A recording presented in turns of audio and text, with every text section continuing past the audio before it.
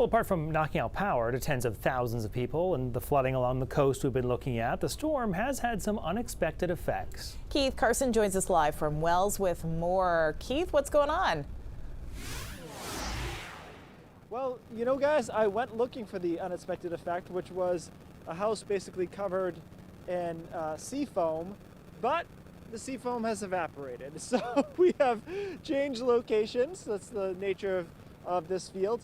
And we're out just south of the south side of Wells Beach here. And we were out here before because this part of the road has been washed out. It's interesting though, of course we know that the reason we had so many problems today is because we coincided the strong winds with the astronomically high tide. I don't know how good we're gonna be able to see this because the sun obviously going down now, but what a difference a couple of hours makes. The water was over the top of these rocks before. Now the combination of the tide going way out down to low tide and the fact that the winds have slackened and changed wind directions, it shows you how much ground you can make up between the tides and the wind. The fact that the water was splashing over the top of this, that was 10 through 11 through about noon today at least. We were still pushing that water on shore. Now it's way, way offshore by hundreds of yards. Of course, what's left behind here is still a lot of cleanup. A lot of these areas, they'll come through with bulldozers and just bulldoze this debris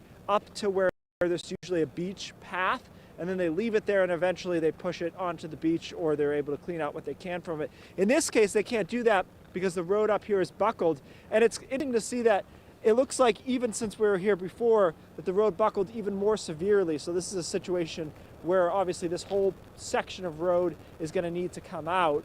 Not a whole lot of power around. I hear hum of a couple generators. There are some seasonal homes here as well, so some people may not be around, but a lot of the houses are dark. And as we talked about, you know, earlier, the criteria that you need to safely put up a line crew, if they're going to use 30 miles an hour, some of these crews will not get up until later tonight because we still have enough gusts to keep things interesting. Here, we're pretty much done with the strong winds, and now we'll watch temperatures go down drastically through the night tonight. We were in the mid-50s earlier. We're in the upper 40s right now, and we're on our way to the teens, even to the immediate coastline. So all things considered, just a wild ride of a storm, and we still have more winds to go across the mid-coast and into down east Maine.